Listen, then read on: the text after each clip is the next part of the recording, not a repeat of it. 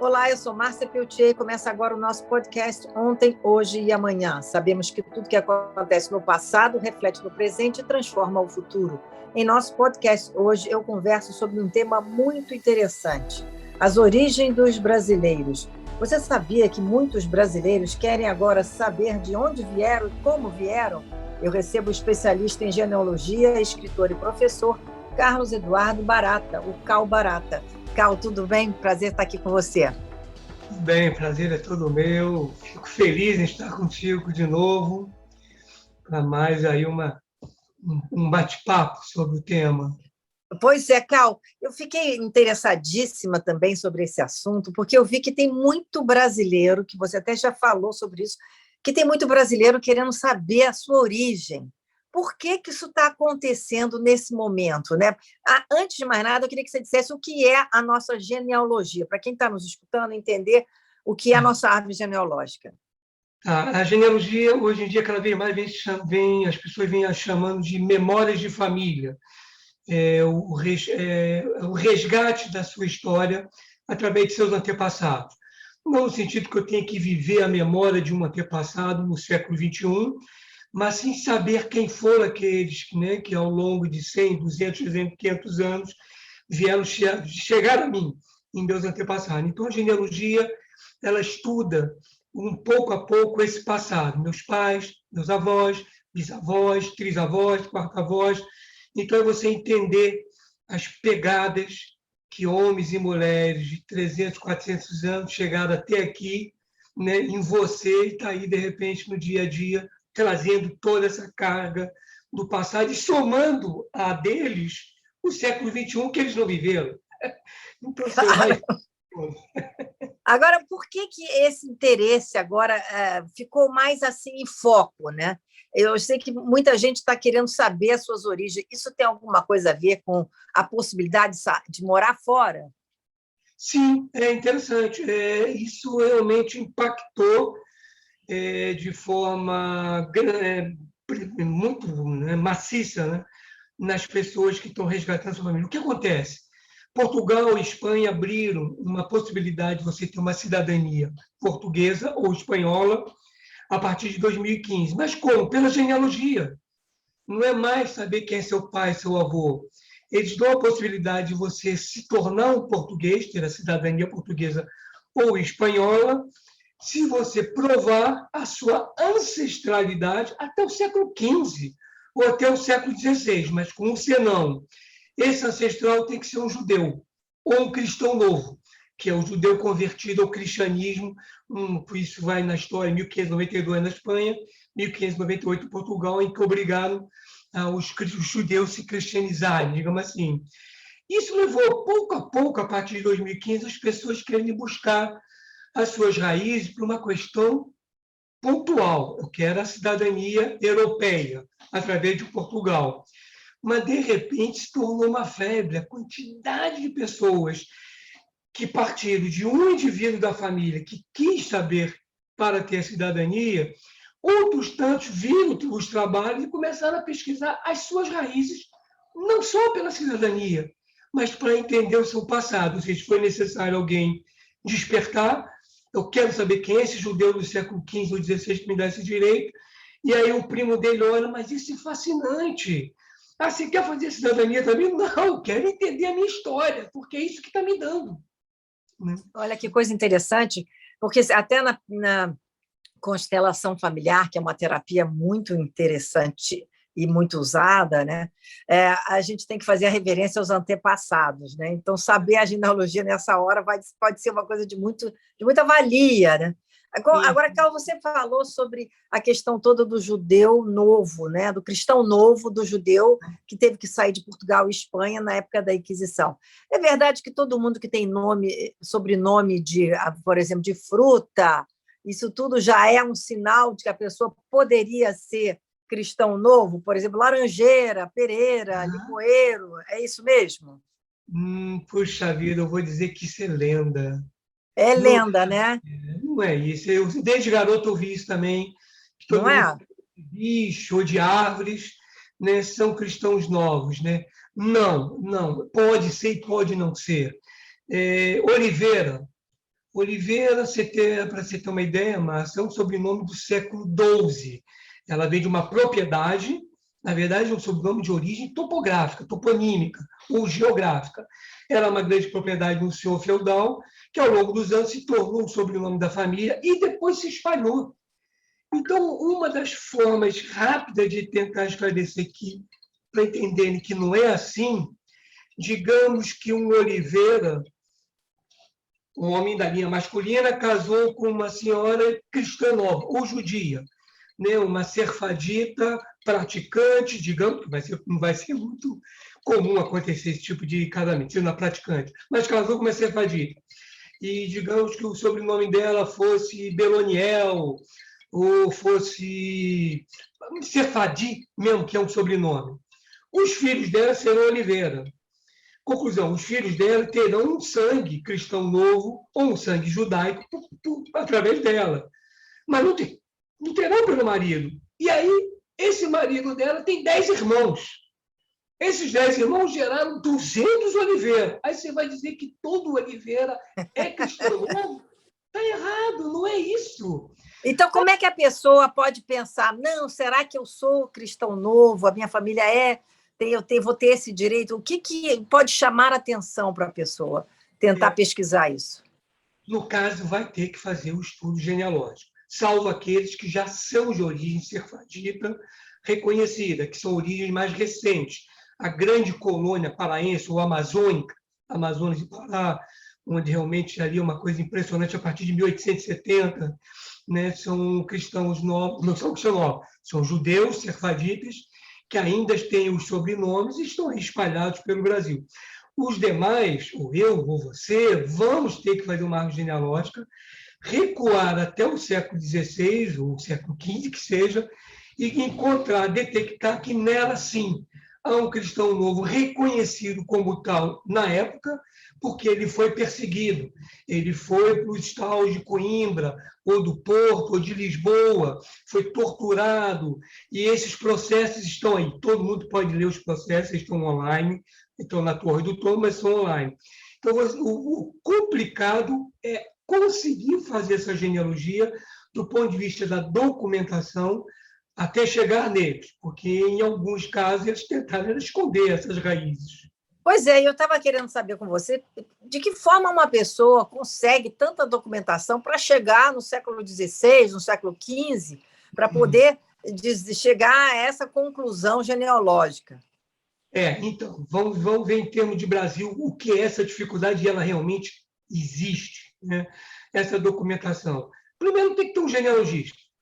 Você pode até querer fazer a sua árvore genealógica, vai chegar num momento que você vai ter dificuldade. Um exemplo que eu sempre dou, querer resgatar essas origens do ponto de vista documental, porque não basta a genealogia. Portugal e Espanha fechou as portas, fechou a porta, Portugal ainda está aceitando. Você ter uma genealogia é uma coisa, provar a sua genealogia é outra. Então, eu posso entrar em vários sites de genealogia e ter lá, está aqui, diz que eu desci de um cristão novo, esse aqui também diz, vai provar.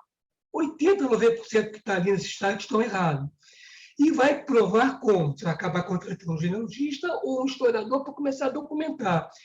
Olha a dificuldade de documentar isso. Pernambuco. Pernambuco é uma capitania de 1535. Os livros de igrejas paroquiais, com registro de casamento, óbito e nascimento, obrigatórios foram a partir de 1565, 64, com o Concílio de Trento. O livro mais antigo paroquial de Pernambuco é de 1760. 300 anos se perderam num documento que poderá dizer hoje foi batizado fulano de tal, filho de fulano, neto de fulano. Você não tem isso. Então, aí começa a complicação, né? O mesmo vai acontecer com vários. Pará é de 1616, a fundação de Belém. O livro mais antigo de Belém é de 1795. Os primeiros 180 anos da história de Belém, do ponto de vista do seu povoamento, saber quem é quem no povoamento, se perdeu. E aí é uma coisa devagar, que você vai levar muito tempo para conseguir outros documentos paralelos para poder constatar e confirmar essa estrutura genealógica que você já possa vir a ter. Por exemplo, estados como a Bahia, que a gente sabe que foi o início da nossa, vamos dizer, da nossa estrutura como país, tem documentação mais antiga? Tem a Bahia, talvez tenha o livro mais antigo de igreja do país.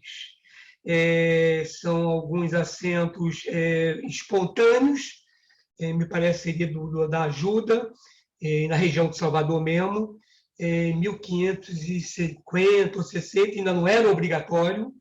Houve, evidentemente, algumas iniciativas de padres, houve na própria Portugal, em 1300 e pouco, na Itália, em Veneza, ou em Florença, houve em 1300 e tanto, mas a obrigatoriedade é em 1565. A Bahia é de 1535 e a fundação do primeiro governo geral da Bahia é de 1549. Não existiam ainda os livros, só passa a existir a partir de 1565. Mas ela tem uma estrutura de livros, sobretudo de Salvador, geralmente as capitais, né? Então, eles têm os livros antigos, sim. Na Bahia, você consegue ter livros muito antigos.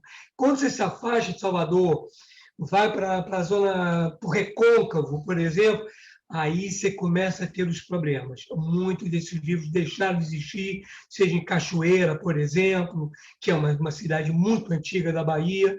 Então, aí você vai ter dificuldade. E Minas e São Paulo?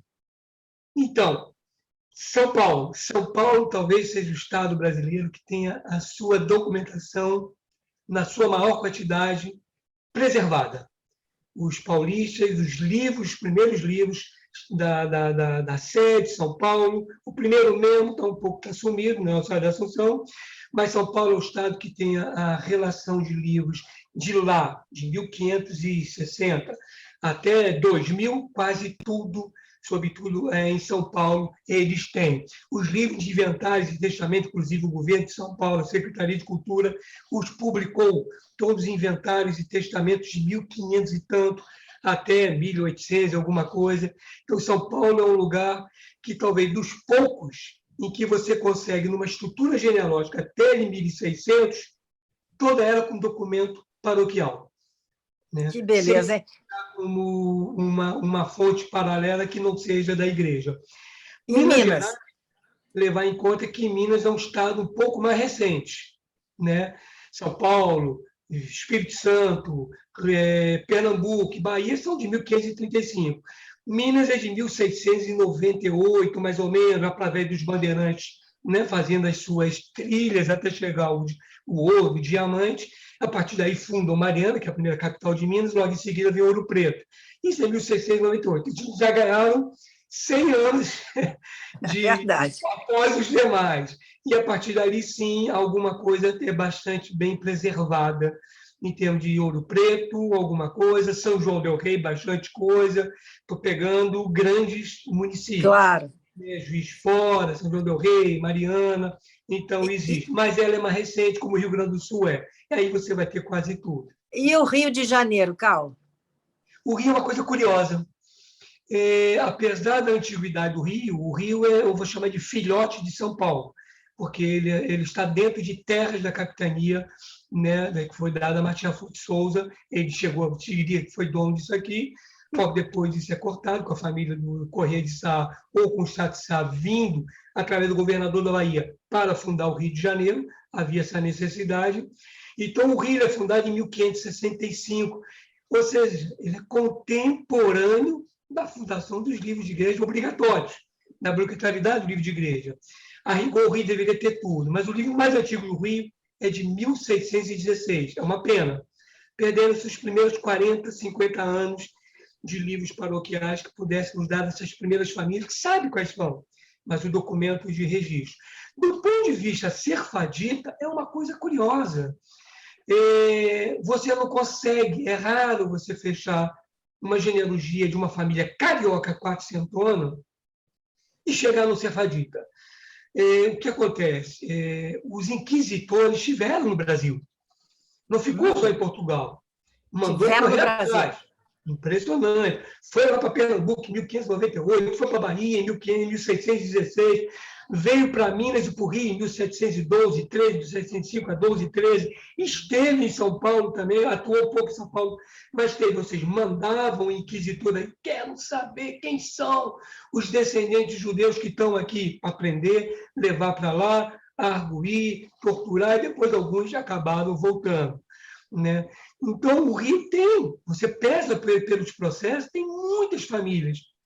Se você pega todas elas, não consegue traçar a descendência deles até os dias atuais. Isso desaparece. É uma coisa curiosa. O fim dos livros, não. Imagino que a maioria foi para o recôncavo também, ou seja, em torno da Baía de Guanabara, saíram do grande centro. Essas famílias acabaram ficando nessas regiões, que é a região de ponta para Minas. E não, e também uma forma de se defender, né? De não serem tão Sim. perseguidos, né? Com certeza. Ô, Cal, eu tive já em Salt Lake City, e lá tem um grande acervo, talvez o maior do mundo, né? Sobre a história das famílias do mundo inteiro. Ali, aquele acervo fantástico dos Mormons ajuda nessa questão de genealogia, nesse ponto, aqui para o Brasil?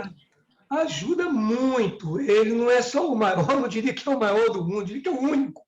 É único, né? Nada igual o que essa gente fez, o que esse grupo fez, né? Eles microfilmaram, na época era microfilme, né? Todos os livros de igreja, onde foi possível microfilmar, fotografar e fazer microfilme. Em algumas igrejas, os párocos, os padres não permitiam. Tinha que tentar chegar a uma autoridade maior, a um bispo, a um arcebispo, para tentar conseguir isso. Do mundo inteiro, não é só do Brasil. Do mundo inteiro, eu sei, eu estive lá.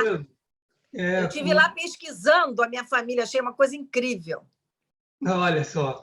Isso, você faz isso de casa. Agora, com os computadores, você faz isso agora, né? Aqui no ano passado, não. Você tinha que ir numa estaca lá, pegar um microfilme, né, para filmar. Mas, enfim, é de um valor extraordinário. De um valor extraordinário que estão nos livros. O que eu quero dizer com isso? E aí é um pouco delicado. Os mormons abriam um pouco a sua estrutura para a criação de árvores de famílias, árvores genealógicas, como tem o GENI, como tem o ANSI, como tem o MyHeritage, o GeniaNet, são vários que tem.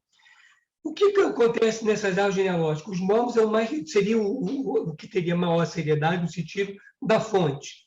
Mas nessas árvores, qualquer pessoa coloca lá. Se você, Márcia Peltier, colocar a sua estrutura genealógica lá, subir para o lado do Peltier, pelo lado dos Bokel e etc., vai chegar um momento que alguém vai chegar, e eu acho que esse quarto avô, trisavô, digamos, da Márcia também é o meu. Acho que é. Então, vai começar a colocar coisa na sua árvore genealógica. Jura? Que coisa! Ou a tua árvore começa a ficar errado, do ponto para cima onde você não conhecia. E aí é o cuidado que tem que se ter. Os mormons, é extraordinário o trabalho deles, mas no momento que eles também abriram, como os outros, essas árvores em que você, em grupo, milhares de pessoas contribuem, aí começa o problema. Então, você vê coisas, por exemplo, que é muito comum. Fulano nasceu em 1780, filho de fulano que nasceu em 1610. Não dá, né? 170 anos para ter um filho. Não dá, né? Está virando uma Wikipedia quer aceitar tudo. E a parte, os homônimos é que acabam levando muitas pessoas a errarem. Então, tem muita gente que me procura. Eu já tenho a minha árvore genealógica, aí eu já me preocupo. Eu estou há 52 anos fazendo isso, profissionalmente já 30, e não tenho tudo. Uma pessoa me chega e diz, já tenho tudo, ai, meu Deus, ele pegou no site. Aí, não, eu quero, já ter ali, olha, começa a olhar e olha, desculpa, observa isso aqui.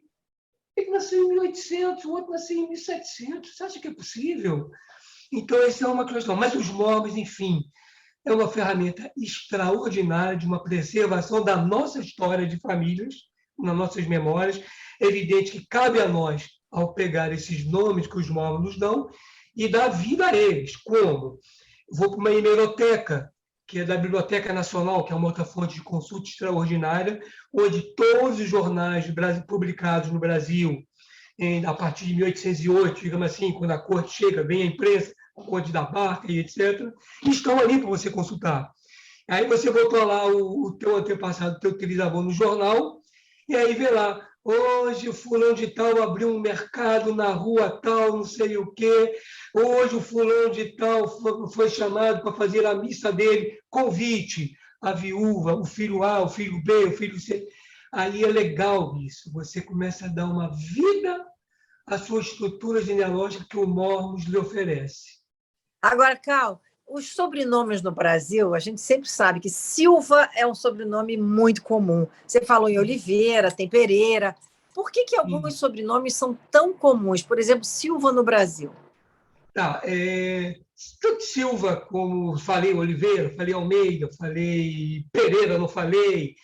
Esses, por exemplo, já lhe disse que eram sobrenomes de origem toponímica, geográfica. O que acontece com esses sobrenomes? Há um momento que a própria família ela perde o domínio sobre o seu sobrenome. Hoje em dia isso é mais difícil, mas naquele dia não. Um sobrenome que se torna uma cidade, Pelaio Guterres, por exemplo, era o senhor de Silva, um homem lá do século X ou século XI. Senhor de Silva, Torre de Silva. O nome dele é Pelaio Guterres mesmo. O outro é o senhor da Quinta de Oliveira Pereira. Quando você chega no século XV e XVI, essa torre já não é mais uma torre, é uma cidade. Ela tem um burgo que vai se desenvolvendo ao entorno dela e acaba se tornando uma grande cidade. As famílias, muitas ou milhares de famílias de origens não de uma propriedade, ou de origem mais simples, que são os patronímicos, Fernandes, Álvares, Bernardes, Henriques, né? Quando migram para o Brasil, por exemplo, ou migram para os Açores, ou migram para outras localidades do mundo, chega lá e encontra 10 pessoas com o mesmo sobrenome, com o mesmo nome. Álvaro Fernandes, João da Silva, João Henriques. E aí pergunta, você vem de onde? Eu vim lá de Lisboa. Então você vai ser o João Fernandes de Lisboa. Com um aleijadinho, né? Eu vim de Almeida, então você vai ser o João Fernandes de Almeida. Eu vim da região de Silva, você vai ser o João Fernandes Silva. E esses sobrenomes, então, acabam tendo uma quantidade extraordinária que não são a mesma família. Não são a mesma família. Agora, Cal, e por que você diz que 16% dos sobrenomes do Brasil são italianos? Que eu acho isso curiosíssimo. Isso foi um levantamento que a gente foi fazendo, aí entra o Cunha Bueno, né, quando a gente estava preparando o dicionário das famílias brasileiras. E nós entramos em contato com várias instituições do Brasil todo para começar a fazer levantamentos, mandarem o que tinha, para que a gente pudesse, então, ter um controle dessas famílias. E é uma coisa extraordinária o que São Paulo, digamos, São Paulo é a capital da Itália, pelo amor de Deus, a quantidade de italianos. Eles vão chegando timidamente em São Paulo, a partir de 1870, também, como eu falei, dos sefaditas lá na região amazônica, né? Você pega os navios chegando no Porto de Santos, 1870, tem ali 100 italianos, 200 italianos. 1875, tem 400 italianos, 500 italianos, e os outros já estão aqui. Já passei 5 anos. Vamos botar mais 15 anos nisso, 1885, as vésperas de uma lei áurea, as vésperas da libertação dos escravos. Já estão chegando 1.000 a 2.000 italianos nesses navios, todo dia ali no Porto de Santos chegando. 1.000, 2.000, 1.000, 2.000. Você está lá os navios, você vê isso. É uma coisa impressionante. E essa carga está chegando para atuar na lavoura, porque já se sabia, né, depois na lei do tráfico, na lei do ventre livre, na lei Eusébio de Queiroz, na lei do sexagenário, e aí vai chegar a Lei Áurea, e esse braço foi para a lavoura. O braço africano deixa de ser um braço livre no sentido para o seu senhor, que não pagava nada, e passa a ser um braço que poderá ser remunerado ou não, isso vai depender do seu senhor. São Paulo estava com os italianos ali. Essa carga de italiano que se espalha por São Paulo leva a pouco essas famílias. Deu certo, venham também. E aí você começa Mato Grosso e Espírito Santo. É uma colônia italiana extraordinária, enorme. Chega um momento, com toda essa massa chegando, 16% lá na época, isso era o ano de 1999, que a gente estava fazendo o dicionário das famílias, em torno de 16% tinham sangue italiano. Você pega uma novela, vê os créditos da novela, qualquer novela, em qualquer estação, está sempre lá Tem sangue sempre italiano.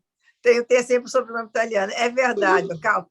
Ô, Cal, quanto tempo demora, em média, vamos dizer assim? Eu sei que cada caso é um caso, mas deve ter você deve ter uma ideia. Quanto demora uma pesquisa assim, genealógica? Eu sou uma pessoa não adequada para dizer isso. Em que sentido? Mas você é a mais adequada para dizer isso. Mas não, porque com o banco de dados que eu formei ao longo de 52 anos, tem famílias que me procuram e que eu já tenho tudo, que nunca foi publicado, mas já tenho tudo. Já tem tudo. Eu, ali em um mês eu entrego um trabalho de 200 páginas sem paga. Isso é possível ser feito. Vamos dizer que eu não tenho nada. Ok, meu banco de dados é zero. À medida que uma família me procura, eu já vou ter que olhar um pouco a localidade, a região geográfica dela. É certo, São Paulo, opa, está ótimo. Posso conseguir fechar um trabalho num prazo curto, 2 meses. Ou em 2 meses eu posso dizer, não dá para fazer um trabalho. Isso eu consigo. Né? Você pode dizer, você não tem parentesco Serfati em 2 meses. Como é que é? Você pode dizer, você não tem parentesco nenhum cristão novo, você não... Bem, quando você me fez a pergunta, achei que é de uma forma geral, do ponto de vista genealogia. Mas cabe a mesma coisa do ponto de vista serfadi. Do ponto de vista serfadi, ninguém sabe que tem. As pessoas te procuram para você procurar saber se tem. Muitas famílias vão me procurar, eu já digo, tem. Então vamos fazer um relatório para mandar para Portugal. Não. A estrutura eu tenho levantada há muitos anos. Eu já sou testemunho de manuscritos, de documentos que deixaram de existir. Mas aí a pessoa tem que provar documentalmente, né? Tem que provar documentalmente, e não genealogicamente, só genealogia. Né? Então, posso levar um mês, como tem pessoas que estão comigo há 2 anos, que é uma coisa muito devagar. E há pessoas que hoje, cada vez mais, com a quantidade de pessoas que estão me procurando, eu já começo numa pré-análise, eu não vou fazer um contrato, mas eu vou conversar, vou tentar, né, sem compromisso, ver se consigo encontrar. Por uma questão geográfica também. A pessoa me diz, eu sou do interior, eu sou de Santarém, no Pará, eu sou do Acre, sou de Rio Branco, tenho localidades que eu sei que não existem livros. E aí eu vou apanhar muito para conseguir subir e tirar a pessoa dali, porque eu fico... Ou seja, Rio de Janeiro, Paraná, eu rezo para cair em São Paulo. Em Minas Gerais, rezo para cair em São Paulo. E, historicamente, é possível por conta dos bandeirantes. Os 4 se entrelaçam muito através das suas estradas. Rio Grande do Norte, Maranhão, Piauí, eu rezo para cair no Ceará. Alagoas, Sergipe, eu rezo para cair no Pernambuco. E, historicamente, é totalmente possível do ponto de vista do desenvolvimento histórico desses capitanias, desses estados. Agora, ela está o tempo todo, de ponta a ponta, no Piauí, de ponta a ponta, em Belém, de ponta a ponta, em Santa Catarina, aí vai ser difícil. Santa Catarina dá para cair no Rio Grande do Sul. Rio Grande do Sul já se faz muito trabalho de origem serfadica. São os estados que mais têm dado: Rio Grande do Sul, Ceará, Pernambuco e São Paulo. Os demais também dão, mas acabam caindo nesses estados. Olha, Cal, quero te agradecer o nosso podcast, super interessante, sabe? Instigante mesmo a gente poder descobrir, né, da onde viemos, né, quem são os nossos antepassados, que podem nos ajudar a entender tantas coisas em nossas famílias, né, nas tradições, até na maneira de ser. Então, eu quero muito agradecer a você, a esse podcast. Adorei, Cal Barata. Imagine, eu que agradeço essa oportunidade que vocês está sempre dando oportunidade a todos, e eu só estou ganhando. Mas é isso, você falou de tradição, é isso, as pessoas não estão ganhando só a sua genealogia, só nome, estão ganhando memória, estão ganhando tradição e ganhando história, como você bem falou. Muito obrigado, Cal Barata. Imagina.